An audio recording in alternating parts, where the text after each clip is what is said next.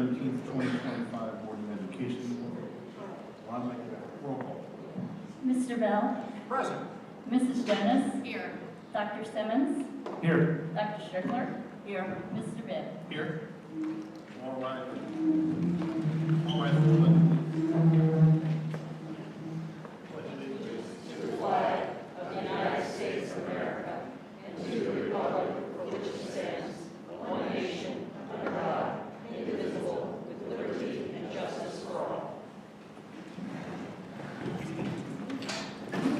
Safety briefing, there's an exit where you came in, one at the bottom of the stairs, one over here to. Item 2.1, may I get a motion to adopt the agenda? I'd like to make a motion to amend the agenda to add an executive session after 4.1, the chamber choir, to give us a chance to discuss any information that came in today. Second. Dr. Strickler? Yes. Dr. Simmons? Yes. Mr. Bell? No. Mrs. Jonas? No. Mr. Bibb? No. Okay, we'll have this discussion publicly. Item 3 minutes, Do you 3.1. want to make a motion to adopt? Oh, I'm sorry. I'll make a motion to adopt the agenda as presented. Second. Mrs. Jonas? Yes. Mr. Bell? Yes. Dr. Simmons? Yes. Dr. Strickler? No. Mr. Bibb? Yes. Now item 3.1.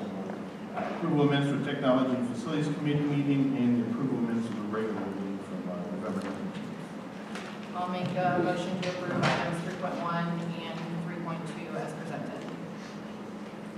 I'll second. Mrs. Jonas? Yes. Dr. Strickler? Yes. Mr. Bell? Yes. Dr. Simmons? Yes. Mr. Bibb? Yes. Item 4.1 is the Anderson High School Chamber Choir, presented by Mr. Haney.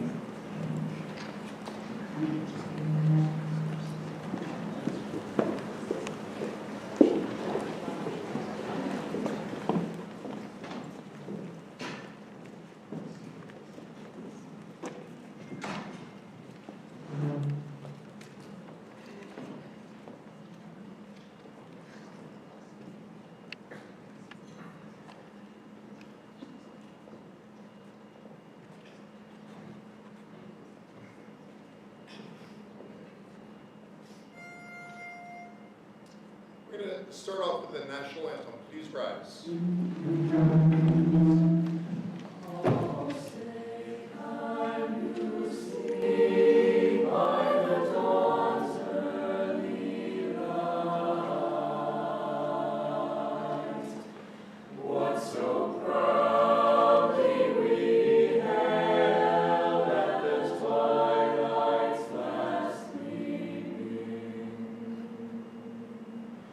Whose broad stripes and bright stars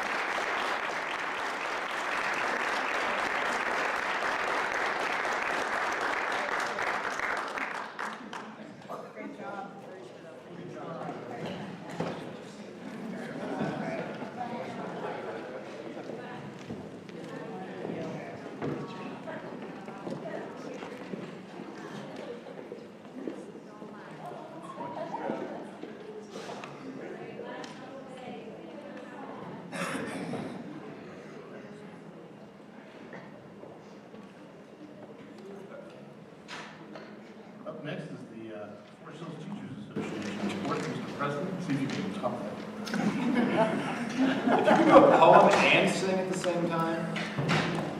No, sir, I will not be able to top that. Much props to that group, Stacy Hayden for that performance. As the year draws to a close and the first semester wraps up, we want to wish everyone a safe and restorative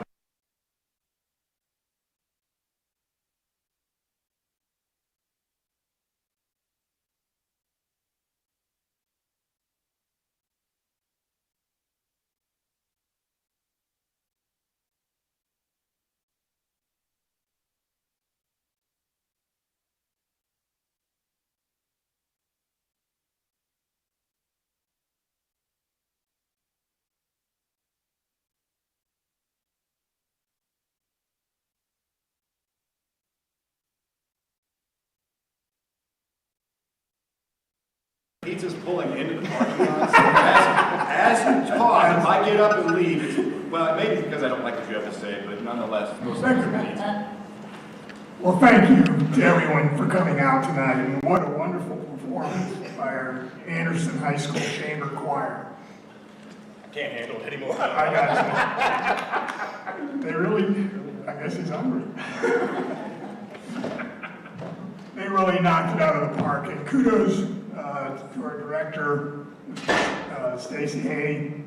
Our school district is really blessed to have so many talented students, and I hope folks have been able to attend one of our many winter concerts and performances that have taken place across the district. Tonight, I have the honor of recognizing 2 members of the Board of Education who've decided to step away when their current terms are completed at the end of the calendar year. I would also like to recognize an outstanding community member who stepped up in a time of need to fill a vacant seat on the board for the last 8 months. The Board of Education is a critical component for any community. It's a job that demands a lot from those who are selected to serve, and it requires deep commitment to public education and to the community as a whole. In my 23 plus years as a superintendent and assistant superintendent, I have seen how this role has changed and has gotten more demanding over time. Serving as a Board of Education member is an incredibly important job, but it can also be a thankless job. These individuals work hard to serve the community and meet increasingly high expectations without often being celebrated for the things they do to support kids. I want to offer my deep gratitude to all our board members tonight, and particularly those who are participating in their final regular meeting. Mrs. Sarah Jonas and Mr. Bob Bibb were elected and have served the district and community for the past 4 years. Mr. Mark Bell was selected in April to serve on the board for a term that is also coming to a close this month. Mrs. Jonas currently serves on the board's Policy and Human Resources Committees and previously served as the board president. Mr. Bibb serves on the board's Policy and the Technology and Facilities Committees, as well as serving as the current board president. Mr. Bell jumped right in and participated in the Finance and the Teaching and Learning Committees. These 3 board members are passionate about serving students, staff, and the community. I appreciate you. I thank you for your commitment of time and energy to the Forest Hills School District. I would like to also present all 3 of you with a small token of appreciation and a little green bag there in front. We just doesn't at all match what we think and what we believe in terms of your service, but it's just something to remember us by. So thank you, and I just ask everybody to join me in thanking them one more time for their service to our community.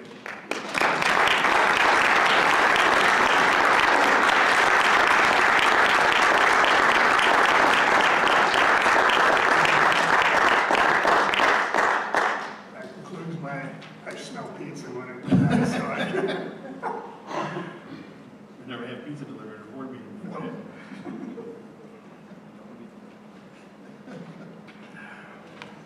Up next is procedures for public commentary. Perfect time. You get a piece of pizza if you speak, is that? Oh, I like that. There you go. Perfect. You speak, you earn pizzas. The board is committed to conducting its meetings in a productive and efficient manner to ensure that the meeting is completed in a responsible amount of time, while also recognizing the importance of fair and adequate opportunity for public input. In order to conduct an orderly and fair representation of expression, the board will provide a period of public participation per policy P0 or PO 0169.1 in every regular board meeting. Public participation will be a total of 30 minutes. Each speaker will have a 3-minute time limit. If there are more than 10 speakers, individual time will be adjusted down to fit within 30 minutes. The board does not discriminate based on the individual content of the content of the speech or viewpoint of the speaker. So people wish to speak on the same topic, the time limit may be adjusted at the president's discretion. The speaker should be prepared to respond to questions from the board members seeking to clarify the issue. We have 3 speakers tonight. Up first is Denise Mayer.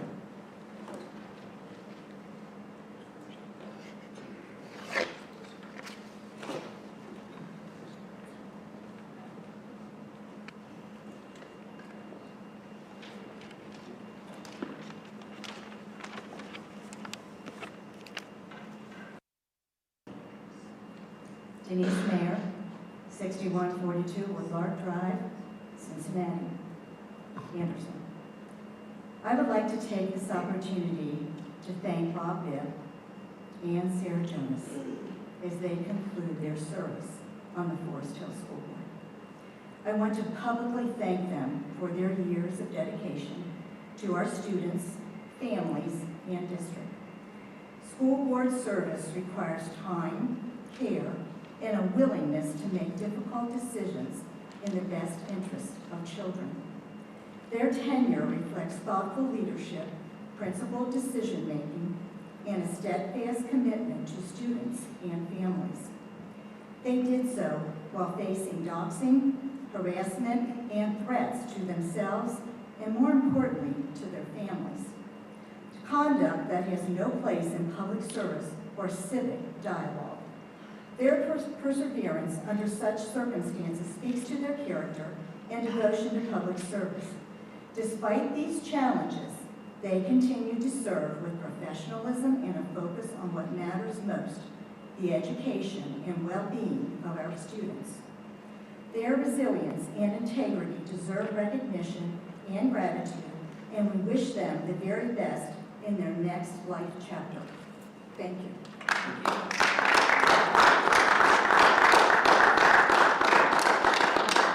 Next is Jeremy Ward.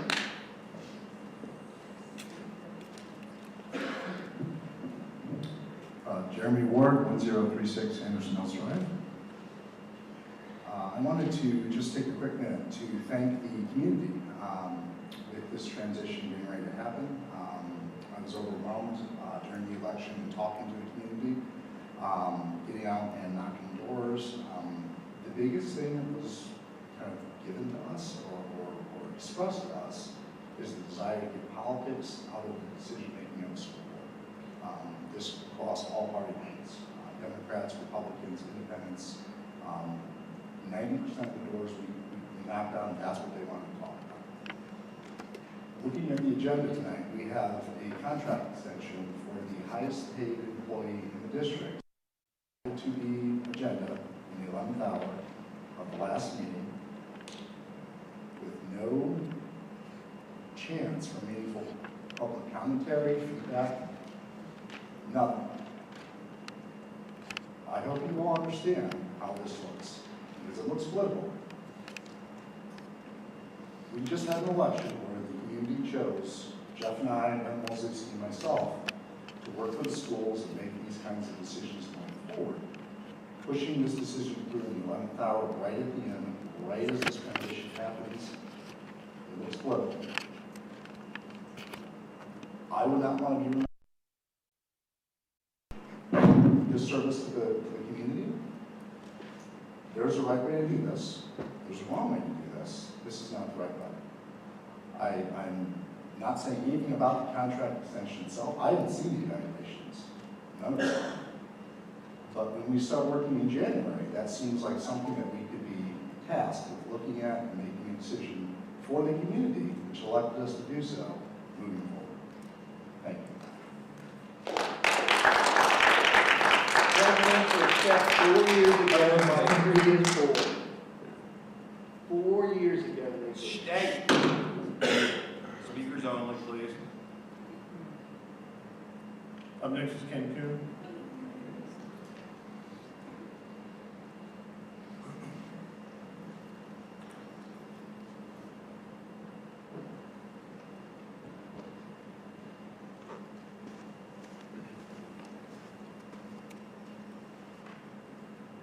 Ken Kuhn, 7362 Rudgate Court.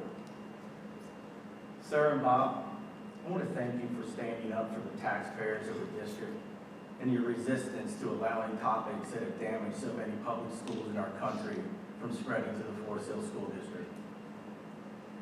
A few of my favorites are standing up to the mask mandate, stop the invasive student surveys and storing student data on servers not controlled by the district, giving parents control to manage what their child is exposed to by implementing the teacher digital library catalog, restoring executive function in the curriculum, adopting financial transparency via the implementation of the Ohio checkbook, implementing a Forest Hills facilities program, providing transparency and standardization for prioritizing the district's facility projects, making sure that we were covering district costs associated with the all-day kindergarten, which was part of a levy, and having the district focus on collecting what was due and the appropriate fee. Finding those unused solar panels at the bus depot and having them installed so we save money from a utility standpoint. And implementing a model in which private insurance covers the cost of mental health services instead of the district. Over the next few years, the community will appreciate how you fought for them, not only as taxpayers, but as parents. Parents that deserve to have a say in what we share with their children. There's a saying, you don't appreciate what you have until it's gone. I believe the parents will experience this feeling in the years to come. Thank you for your dedication to making our community better, and may God bless you and your families.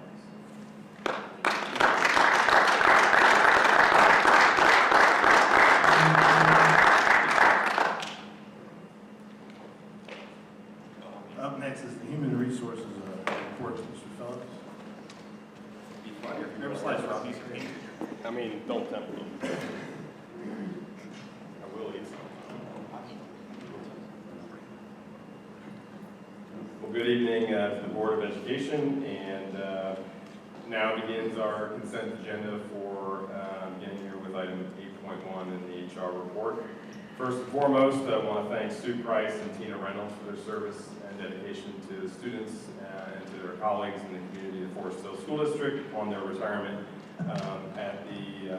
for Tina at the end of this year, and for Sue, Friday is pretty much her last day, and then thankfully she lives stone's throw from Sherwood Elementary, and she's going to be able to push in as needed, and a public service announcement, she will be needed because she does a lot, and she's going to be very, very difficult to replace. So we thank both of them for their time to the district. Sue's been here 21 years working as an employee, but a parent much longer than that, a volunteer many years before that.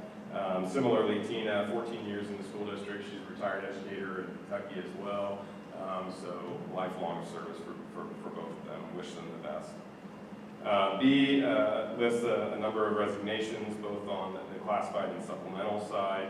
We do have one leave of absence coming in for ahead of next school year. That's pursuant to FHTA contract Article 37. And then we've got a host of appointments. We're a little bit on the back end of the winter season, so most of those have come through already, not that many. I think about 48 or so that are listed for approval this evening. Likewise, we have a list of volunteers and a couple changes of assignment. We do have a couple new hires coming into the organization. Some have already begun, paraprofessionals, bus drivers. Like to see both of those, and both of them are replacing exiting FTEs individuals. So no, that adds to the FTE count in those positions. And then finally, I do have a job description updated in light of Sue Price's departure. So that's one that has been pulled together over time, and now's a great time to revisit that job description. So, any questions? That concludes my report as part of the consent agenda item as listed. Thank you. Thank you, Ron. Up next is business operations. Mr. Eckert.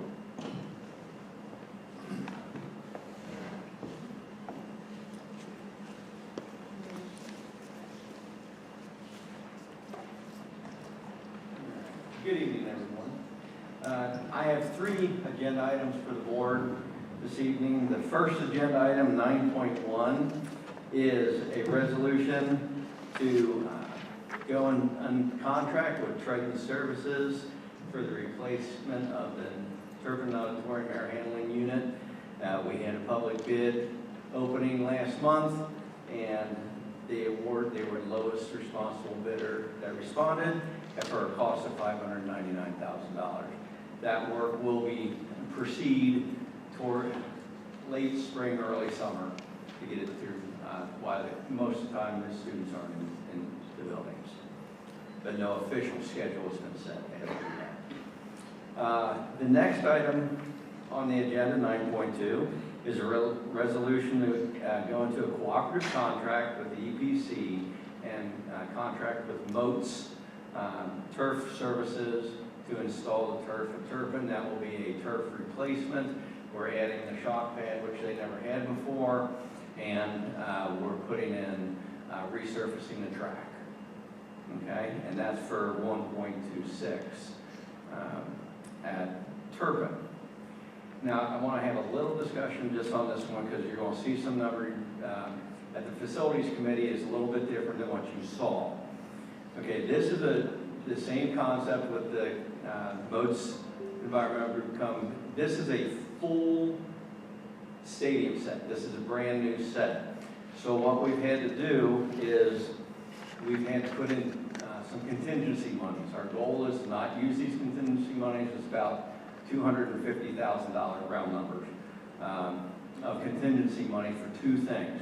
You have design contingencies and construction contingencies. These are things we don't know until the process begins. The design contingency, a simple example would be the engineering firm gets in there, figures out the format and stuff, and then the local municipalities, either the township or the county, says, well, now you've got to put in a retention pond or retention wells or something like that we don't anticipate, but we have to have the money for it. And then a construction contingency is we start digging the hole and we find something that has to be fixed, okay? I mean, I don't know how else to really put that, but those are challenges. Our goal is not to use them. We don't anticipate using them, but we cannot enter into the contract without knowing that those could be a possibility. So we just want, that's why you see a different total this year. We do believe the final total will be 1.5, not 1.7, but that is our goal. So, yes, sir. Can you explain the difference when you said this is a whole stadium? Okay. What you're talking about, the difference between just replacing the turf and track and Turpin and what's happening in Naples? Absolutely no problem. And this sort of sounds a little flippant, but this is the way it was explained to me by the turf guys. In essence, really, we're just laying carpet at Turpin, okay? The groundwork, there's inches and feet of all sorts of stuff, drainage tiles, conduit, all that. So literally, we're just ripping the carpet off. This time we're putting down a fancy pad for safety, obviously. And then the turf on top of it, and the track itself is the rubberized surface. All that will be removed, and if we have to remediate the asphalt. We got lucky at Anderson, and needed to do like 20 yards of it. That was it. You know, we could have to replace the track, you know, the asphalt of the track too, but then we just lay the surface down. At Nagel, we have an open field of grass. So we've got to dig up all that center, put in a new base, put in new drain tiles, put in new conduit, stuff that's not there. Okay, and then with this track, we believe that asphalt's in good shape because 2 years ago, I believe, is when we resurfaced the track last year. So what we're going to do, we're going to upgrade this, and it will have a track surface on top of the asphalt. It'll be a latex track surface. That's appropriate for the middle school level. So that's the difference. You're starting fresh and then replacing the carpet. You know, 10, 12, 13 years from now, Nagel will just be to replace the carpet also. So. And one thing we talked about in the facilities committee, the fields will be lined for multiple purposes. Yes, the fields. Across soccer and football, correct? Yes, they will all have those lines, Nagel and Turpin, and then Anderson already got all their lines put in 2 years ago when we did their service. Any other questions? Okay, at this time, I respectfully request the board approve 9.1 through 9.3 as part of the consent agenda. Thank you. Up next, teaching and learning, overnight field trip. Dr. Ogden.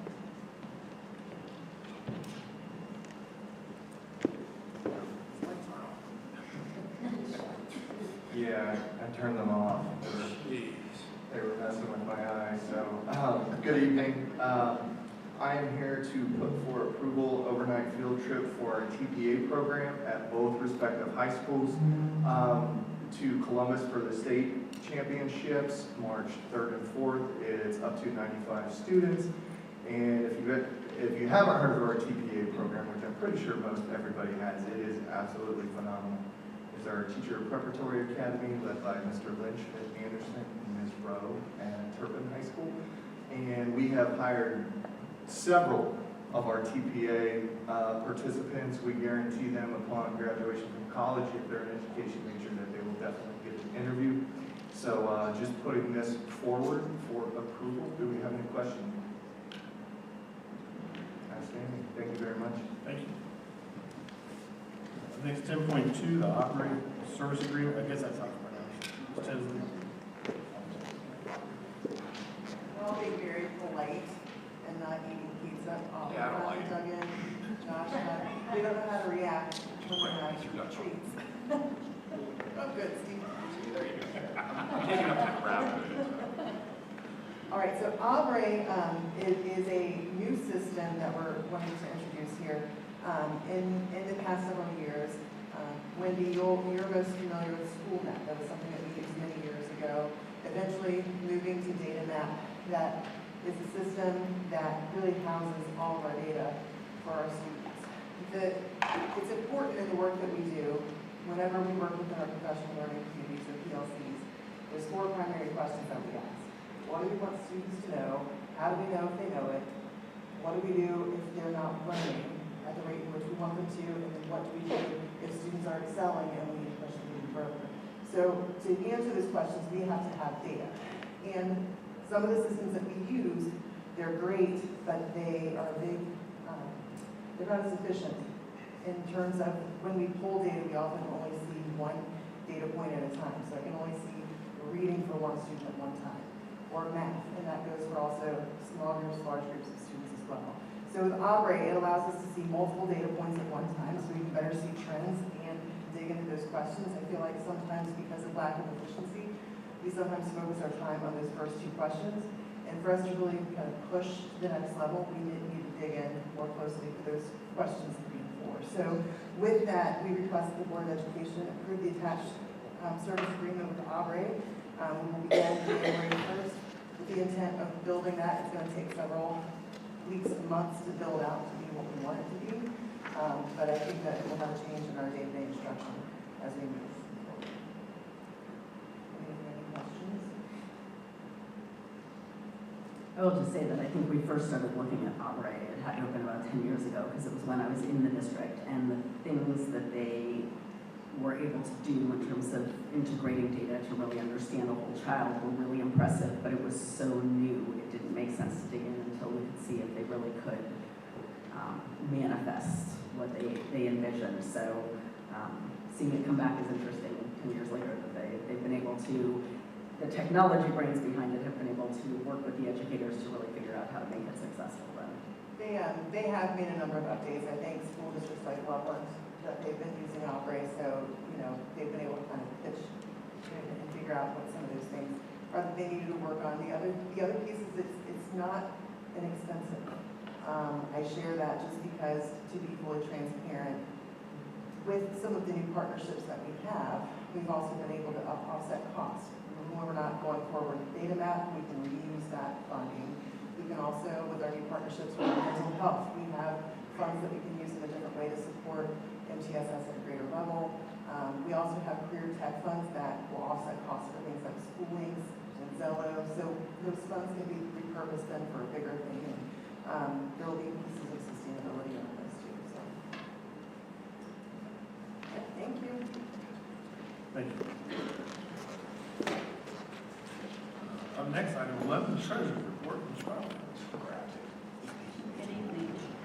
The Treasurer's Monthly Report starts with agenda item 11.1A, and donations during the month of November total just over 2.7 the year to slightly over 15%.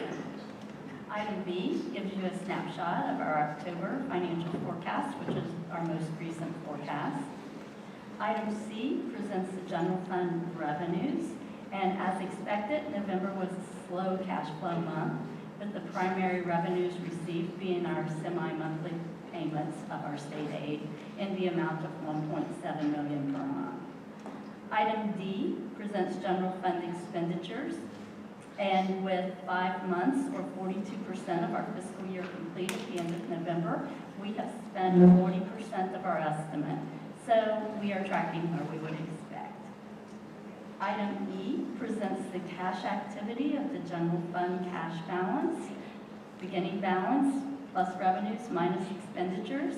Once that calculation is complete, at the end of November, we had enough cash to operate the district for 146 days, and after encumbrance commitments, we had 121 days of unreserved cash to operate the district. Item F presents the detailed fiscal year-to-date activity in our main permanent improvement fund. This item F, also tracks the financial activity of our summer projects. So slide 2 of our permanent improvement funds show where we stand financially in the accounting for our summer of 2025 project. As you can see, we're still waiting on the final sign-off of about $685,000 of last year's summer's projects. Moving on to the third slide. I thought that one was supposed to be gone this month. Huh? I thought that one was supposed to be gone this month. Weren't we fine? We still had 2024. So 2024 is gone. Yeah, that one was gone. 2025 is still here. Takes a while sometimes to get final sign-off. Yeah, and we added 2026 new this month. And as you can see, we have our estimated budgets there as we begin to prepare for our next summer projects. Again, most of our PI projects need to wait until the buildings are vacant to be able to do the services. But as you can see, there are some things such as bus purchases and the like that we can get a jump start on. So we do have some encumbrances left for contracts and things that we can do now. Moving on to item G, you will see that this item presents the investment earnings for the first 5 months of our fiscal year 26 and the prior 4 years of history. So as you know, the Federal Reserve's cut interest rates by another 0.25% last week, bringing the total cuts for calendar year 25 to 0.75% on top of the whole percent that they cut in 2024. So the interest rates are falling, but our cash balance remains strong. And I definitely believe that we will still reach our current interest projections of $2.3 million by June 30th, but we will keep an eye on that. It just depends on how fast those short-term rates affect our investments. Moving on to the next item, item H. That's our November 30th bank reconciliation and investments. Items I and J detail a very small adjustment in appropriations. No matter how small, all adjustments must come. And that was due to a small change in our auxiliary service fund. Very small. That costs us more than in paper. Anyhow, but it is the law. Moving on to item K, that requests approval of change in cashiers at Air Elementary due to a retirement. In addition to the board reports on the PowerPoint, you also have the November cash position reports, which details each fund and special cost center activity for the month and the fiscal year to date, November 30th. With that said, if there are any questions, hearing no questions, I respectfully request approval of the treasurer's items in agenda item 11.1 as part of the consent agenda, which begins with 8.1 through 11.1. I'll make a motion to approve action items 8.1 through 11.1 as presented. Second.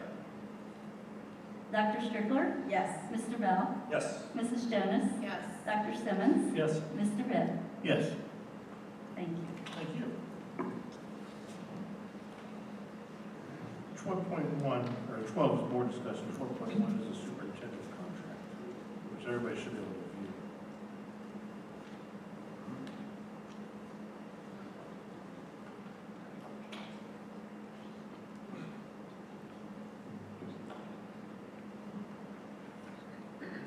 Well, I guess at the outset of this discussion, we should acknowledge that there were two options presented to us today via email from our district's lawyer. One was a one-year contract extension to the superintendent's contract to take effect August 1st, 2026 through July 31st, 2027. The other one was the same extension with an option for a 60-day buyout clause. And so those were the two options in front of us requested by board members for consideration and vote. But the amendment was different from our meeting last week. How did that come up? The amendment he sent with the, I'm unclear what you're asking. We now have two different amendments. We basically have three different versions on the table at this point, and all of them are one-year contracts. The first contract, or the first amendment. Wendy, there's two options, not three, right? There's two options. The first one is, on the attachment, the first one is the original contract. They made changes to it though. That's not the original. The original contract, there's two options. That's the extension. There are two different amendments here with different dates on them now. I'm just, you said there's three options, we have two. 1, 2, 3. We have the amendment that came through last week, which in essence keeps everything from the original contract the same. And basically from this point forward is 18-month continuation with Larry because it's this year's contract and one additional year. Because of the way that contract was written, the new board would be beholden to the entirety of that 18 months. There would be one potential buyout option. It would be a buyout option for 6 months, which would be a 6-digit buyout option. Today's second amendment was very similar in nature, allowed a 1-year extension based on the original contract. Again, has a buyout option of a 6-month buyout option, but changed the date in which the board would need to make Larry aware of renewal or non-renewal decisions moving forward to the March prior to the end of the contract, not a year in advance, which is much more in line with OCR. So what I asked was Third option is, just to lay all these out, the third option is a full new 1-year contract that relists all of the components of Larry's contract as were in place previously, but as opposed to just extending and keeping those pieces in place, allows for a new 1-year contract with a 60-day buyout option. And what that would do is give the new board that was just recently elected more flexibility to work with Larry, more flexibility with Larry to make a decision at the end of this school year whether the work that we're all doing is aligned with the future vision of Forest Hills, as opposed to straddling the board and Leary to 18 months. Those are the three options that are on the table. So I understand what you're asking now. So, Because as of, 3 o'clock, when we got this email, I was not aware of any changes because this is different. Come on, Jason, own it. than our Conversations last week. I have a lot to say. So at our meeting, there was part of the conversation was other dates in the contract and what would happen to those dates. And so I had had conversations with Bill, our district lawyer, to try to have a better understanding of what an extension meant beyond just extending the expiration date of the contract to other dates within the contract. Specifically, the dates for when notice would have to be given and whatnot. And so This is something you guys did yesterday. no, this is something that came from our initial conversation in the meeting last week, that Bill had indicated he would get us the entire contract with the new dates, but then when the contract came to us on Monday initially, there was no changes. So that's when there was a follow-up call with Bill saying, hey, what about these dates that we talked about changing? So that's where the new contract came from. That's where the new option came from. If I can speak big picture just for a second, just to kind of address Jeremy's comments, I'm sure some other people's questions. Normally, the superintendent's renewal, non-renewal, whatever, would occur much earlier this year, not wait until December. We as a board, going back to May, knew that it was going to come up probably in December because we finally had a way to evaluate both the treasurer and the superintendent. So we had initial evaluations in May, June, and we said those were kind of, we want to make sure the evaluation process worked, we want to make sure the tools were in place. And then we all agreed in June, July that we would have a full evaluation of both the treasurer and the superintendent in December.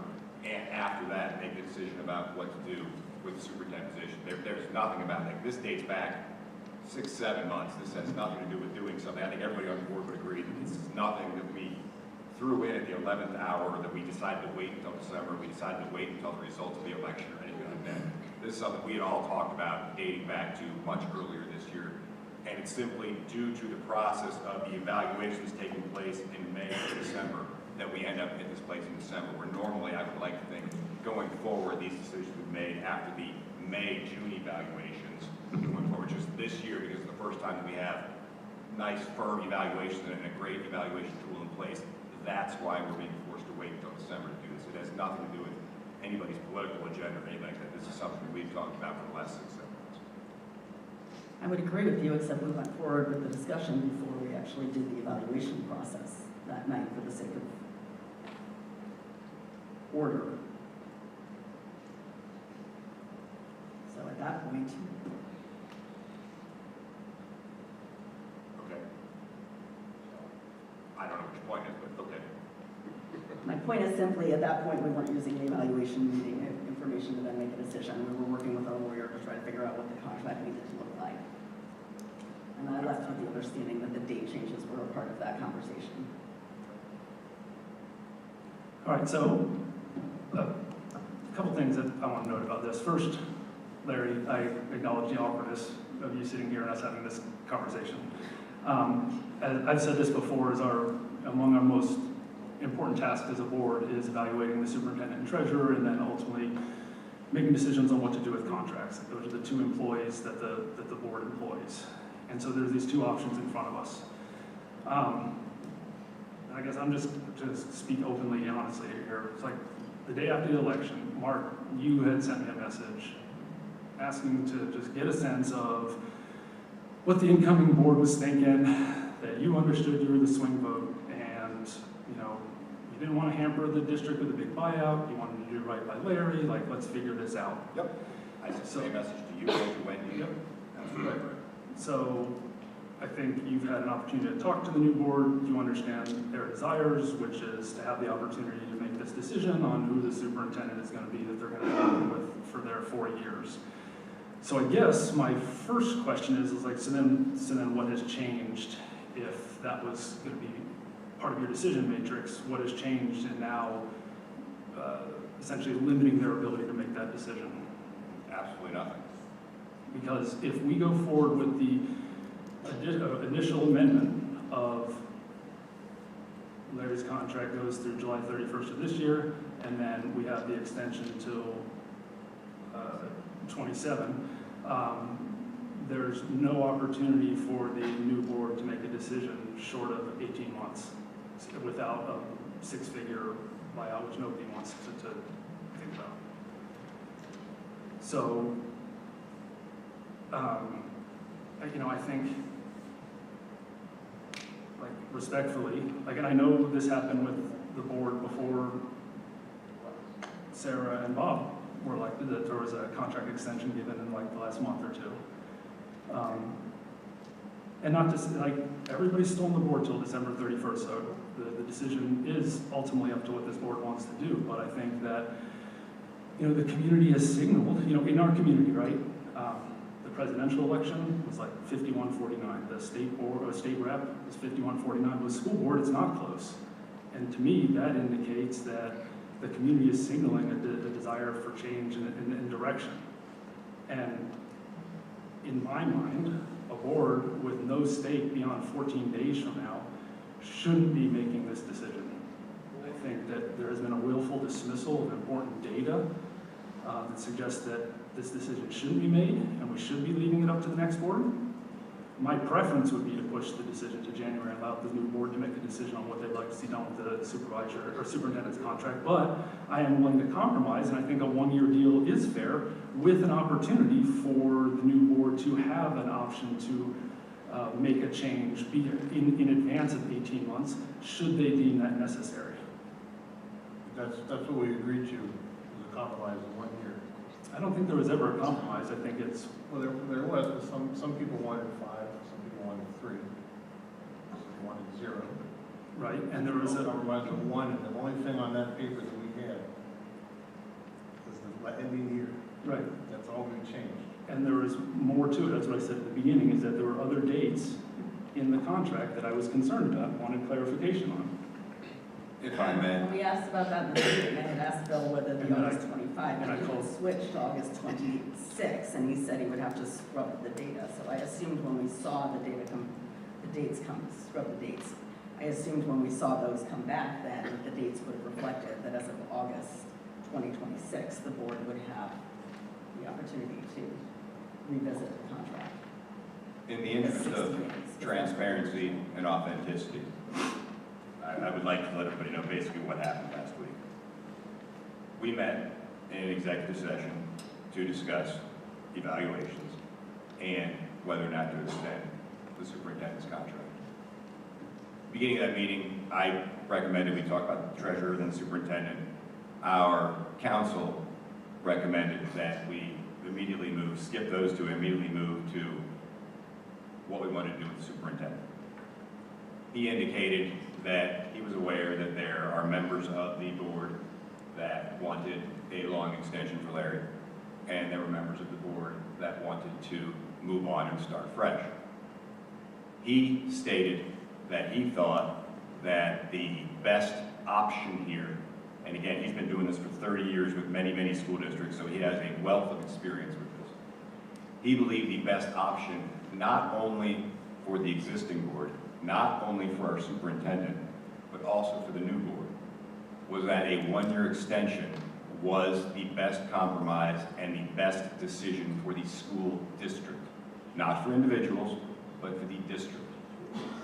He said in that year, it will allow the new school board, 3 new members as well as the 2 existing members, to have a chance over a 12-month period to evaluate the superintendent and to determine whether or not that is a superintendent that they want to lead the school district going forward and then offer him a 3 or 5 or whatever contract, or if they wanted to change direction. Our outside counsel stated that he did not believe it made any sense to dismiss the superintendent currently, nor did he want to empower the new board with the ability to dismiss the superintendent in those first 5, 6, 7 months of 2026. I can say that with 100% certainty because I had a discussion with him last night to clarify his points, and he said exactly that. So, that He is said why- exactly that on the phone to you. I do not believe the message was stated that strongly in our meeting. I agree, he said a 1-year extension made sense.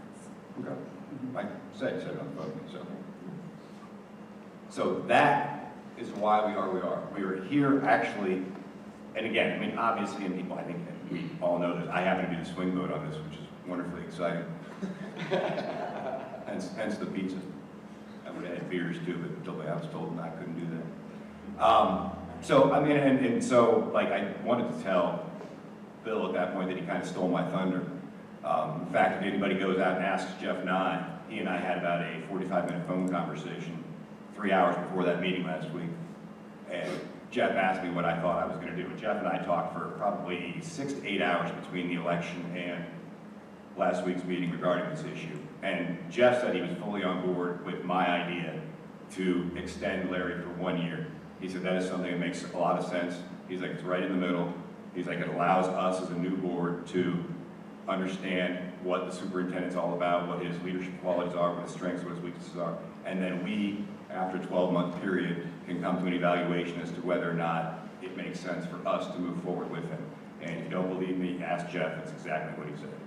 So it was all these things that came together that I completely agree with our outside counsel, that I don't want to hamstring the new board and give a 3 or 5 year contract. I don't believe it's prudent. I don't believe it makes sense from a new board standpoint to hamstring them and quote unquote force them to have the current superintendent where they might want to move in a different direction. And if we give them a 3 or 5 year contract, the buyout could be, $500,000, $600,000, $700,000. I did not think that was the financially responsible thing to do for our district.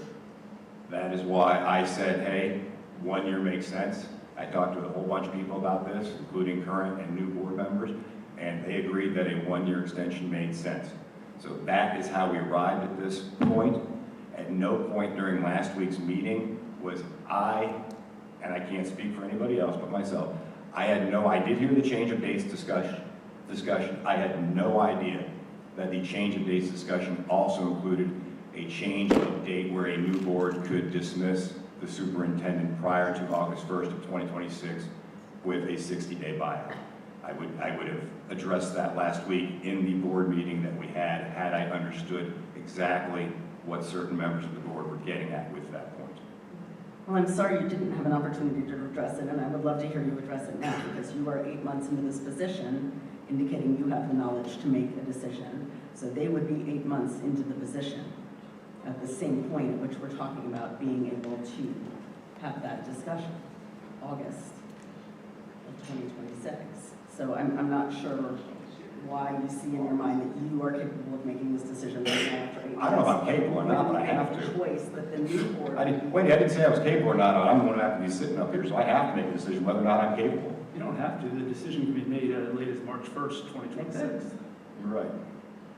So no, you don't have to, but I don't see why there would be any difference between you making it now and a new board making it 8 months from now. And that's the flexibility this would give from a financial perspective.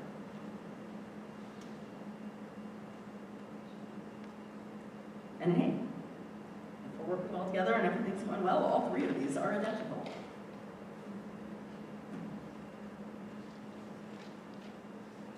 I guess that's what it comes down to, is the difference of one says there's no options for the new board, the other gives the new board an option. If everything's working great, as Wendy just said, the contracts are identical. If not, if the board decides they do want to make a change, it gives them the option to do it, and we would be taking that option away. So that's the difference. It's like, do we give the new board the option, do we trust them with that option, or do we not? Sorry, I cut you off. You're getting ready to say something. It's okay. I wanted to make an emotion to approve the superintendent contract August 1st, 2026 to July 31st, 2027 as initially presented. The one that was sent to us on Monday. The original one, not with any of these 60-day changes. Okay, I didn't know if there was any seconds. that, real quick, that one says that we would have to let the superintendent know in January to March of the year preceding the expiration of the contract. Like that's, That was marked down. no, not, that's the one that was sent today. You said you wanted the one that was sent Monday. The amended number 2 that was listed in the email That was sent Monday? today. Okay, so we're talking about the one that was sent today. Then that was marked out, okay. And with the original contract. That was my motion. The original was just a one page. It's number 2, the bullet point in the email. Second. Before we take a vote, can I just make a statement real quick? I wanted to just take a moment to express my gratitude to Mr. Hook for his service to our school district. Leadership in education is never easy. It requires long hours, difficult decisions, and a willingness to serve every student, family, and staff member, often under intense pressure. Through it all, Mr. Hook showed dedication to our schools and a clear commitment to what we believe is best for our children. Regardless of differing opinions and challenges that come with public service, it is important to recognize the time and energy and heart that Mr. Hook has invested in this role. Our district has benefited from his experience, his steady presence, and his willingness to lead under complex and often uncertain times. You've built a great team for this district, Larry, and I thank you for that. And I thank the entire team for putting up with all my questions and requests over the years. I know that your time is very valuable, but without the guidance and expertise of you guys, I wouldn't have been able to learn as much as I have been over this time. And just wanted a big shout out to Jody and Jeannie.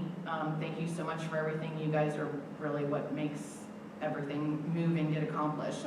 And while this contract is not what I initially wanted or fought for, Larry, I want you to know that you are an asset, and I'm fortunate to have had the opportunity to work with and learn from you. On behalf of many of this community, I just wanted to say thank you for your hard work, your sacrifices, and your service.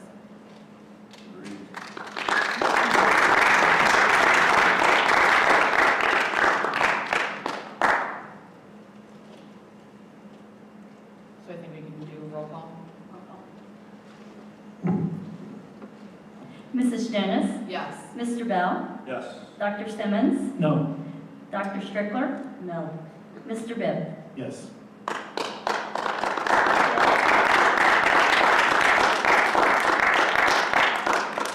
Next up is board discussion.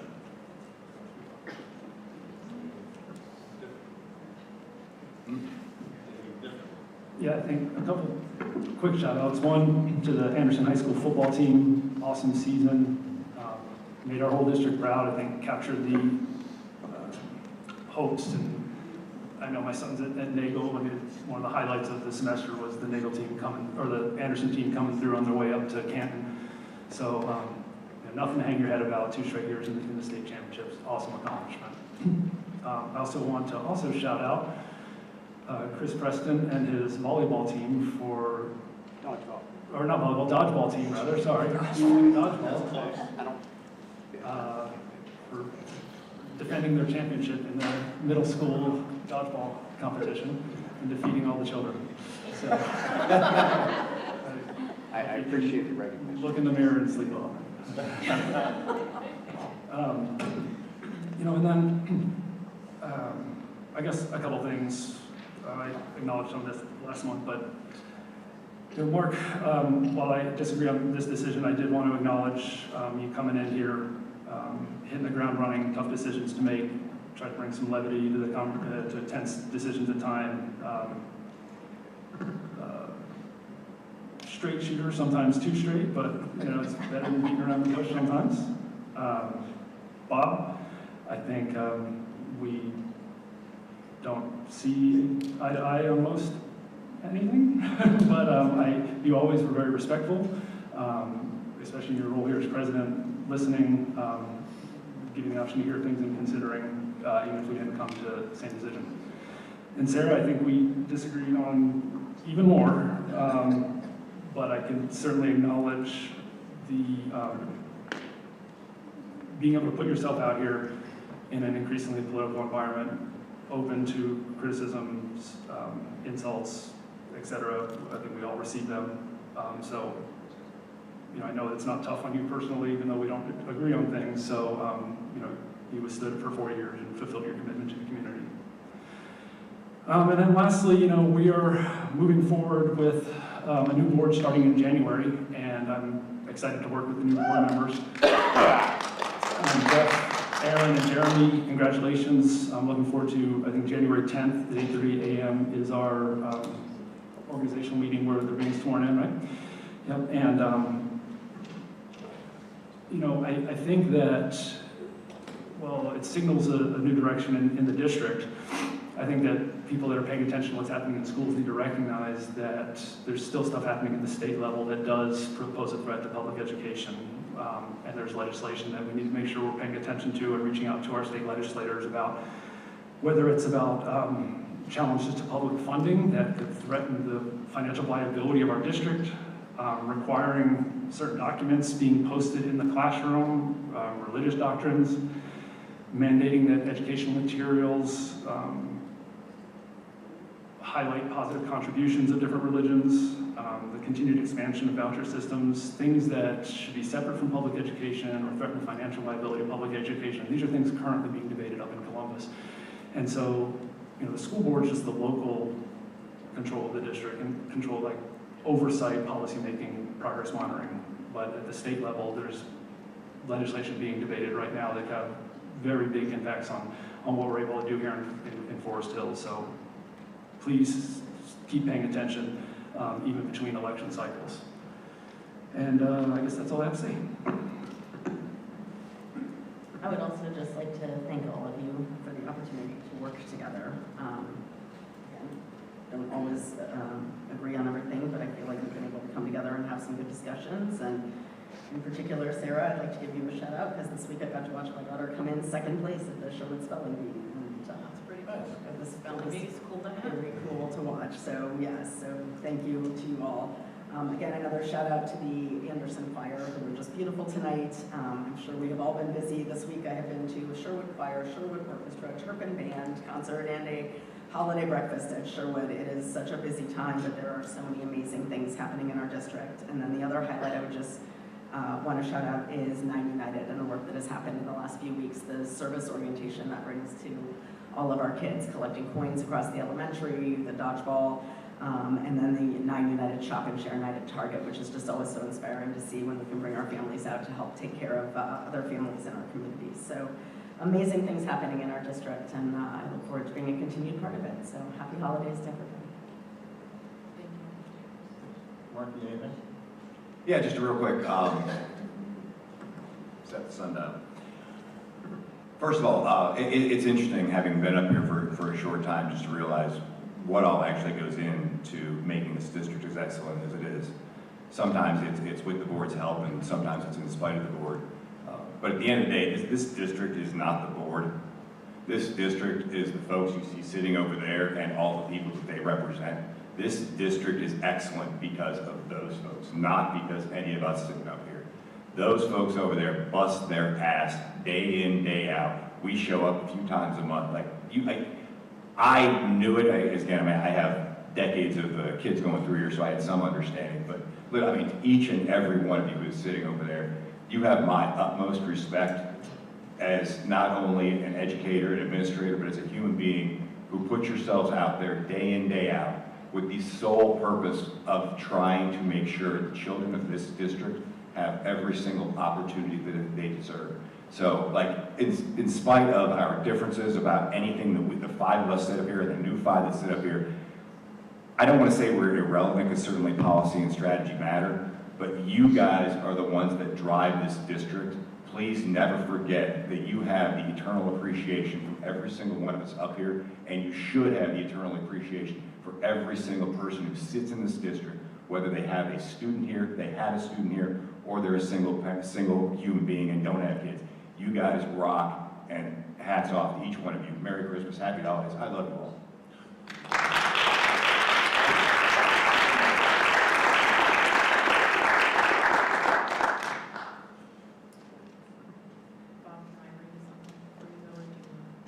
Let the president go. No, no. Okay, Go well, ahead. that's what I Yeah, heard. sure. Okay, give me a minute, it's not 15 minutes long, I swear. Okay. I just wanted to say it's with sincere gratitude I deliver my last statement as a Forest Hill School Board member, as my term expires at the end of the month. It's been an honor and privilege to serve the students, families in this community over the past 4 years. You could have never told this 2002 Anderson High School graduate that 20 years later, she would be elected to serve the school board of her alumni district, even 1 year as president and 1 year as vice president. I ran for this position for many reasons. First and foremost, my love for the school district and the community. However, I was outraged by the CARE team, the district's diversity, equity, belonging, and inclusion program, and the white guilt poetry lesson my second grader had to sit through during virtual learning. I made the commitment to make every attempt to correct the misdirection of education, making students feel less than based on immutable characteristics. Everyone's born equal. Their decisions, work ethic, and character make a difference, not their appearance. That's true fairness and equality. That's honesty. That's kindness. I ran to ensure our schools were a place where children can receive a solid and foundational education rooted in truth and respect for the values that have made America great. Education is the cornerstone of our society, and I firmly believe that our role as a school board member is not just to oversee budgets and policies, but to defend the principles that prepare our young people for success in life, academically and morally. I came into this position as someone who believes strongly in the power of local control. Parents, not the government, should have the greatest say in what happens in their children's lives and in their classrooms. No one will ever love a child like their parent. That love carries a unique commitment. It is the responsibility of the school board to reflect the values and concerns of the community. I have fought for policies that prioritize academic excellence, parent involvement, and the preservation of the freedoms that allow us to teach and learn with integrity. Not every decision or vote was easy, far from it. There were many times when I had to stand firm in my research and beliefs, even when it wasn't popular to some. I believe the core values of hard work, faith, family, and freedom are worth defending no matter the challenge. These values are the foundation of the American dream, and I will continue to campaign for them whether I'm serving on the board or not. To the teachers and the staff who truly wish to teach the basics, thank you. To the parents, you are the first and most important educators in your child's lives. I have been honored to serve as a partner in that important work. Finally, to the students, I hope you continue to seek knowledge with integrity, challenge yourselves with courage, and always stay true to your values. Remember that merit and commitment will make you happier and stronger in the long run. I've said this many times before, truth matters. Do your own research, real research, on issues before believing what you hear from others. Your future is bright, and I have no doubt that each of you will make an impact on the world in many ways we can only imagine. Be bold, be brave, and dare to dream. My commitment to this community and our children will never waver, and I will continue to fight for the principles I believe in. And I encourage all of us to remember that the strength of our country lies in its people, its families, and in the choices we make to uphold what is right. Thank you all for the trust you have placed in me. Your support has meant the world. Thank you for the opportunity to serve and for the incredible privilege of working together to ensure the best possible future for the district students. May God bless you all, and may God continue to bless our schools, our children, and this great country. Thank you.